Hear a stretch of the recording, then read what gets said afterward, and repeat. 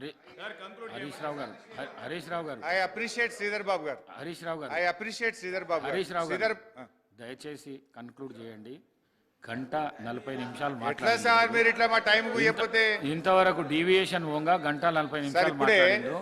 ఇంకా చాలా మంది గౌరవ సభ్యులు మాట్లాడేది ఉన్నది కాబట్టి తొందరగా కంప్లీట్ చేయండి ప్లీజ్. ప్లీజ్ సార్ ఇంకొక రిక్వెస్ట్ సార్ మీతోని. ప్లీజ్. బయట మా ఇంటికి వెళ్ళి ఫోన్ వచ్చితే మా పిఏ చిట్టి పంపిండు. నేను మాట్లాడుతుంటే కెమెరా నాకు చూపిస్తలేరట, అటు మీకు చూపిస్తురట, అటు చూపిస్తురట. ఓన్లీ నా గొంతు మాత్రమే వినబడుతుందట. జర కెమెరా మాది కూడా చూపించండి సార్. గిట్లనా సార్? కెమెరా కూడా చూపియరా సార్? కెమెరా కూడా ఇప్పుడేనా? గిన్నెలో కూడా వివక్షనేనా సార్? కెమెరా ఓన్లీ మాట వస్తుందట కానీ కెమెరా నేను కనబడతలేనట. చిట్టి వచ్చింది ఇప్పుడే.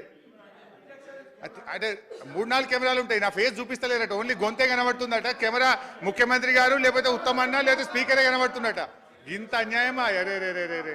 హరీష్ రావు అధ్యక్ష, హరీష్ రావు గారు, హౌస్ లో ఆ విధంగా ఉండదు సార్. చిట్టి చూపియాలా సార్? చూపియండి, చిట్టి చూపియండి. ఇప్పుడే నాకు చిట్టి వచ్చింది ఇంతకెళ్ళి.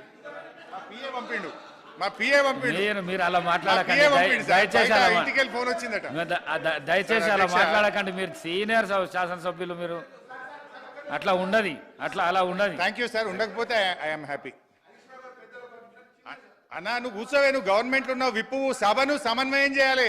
నువ్వు సభను ఆపడం కాదు, సమన్వయం చేయాలి. కూర్చో. అయితే అధ్యక్ష, గౌరవనీయులు శ్రీధర్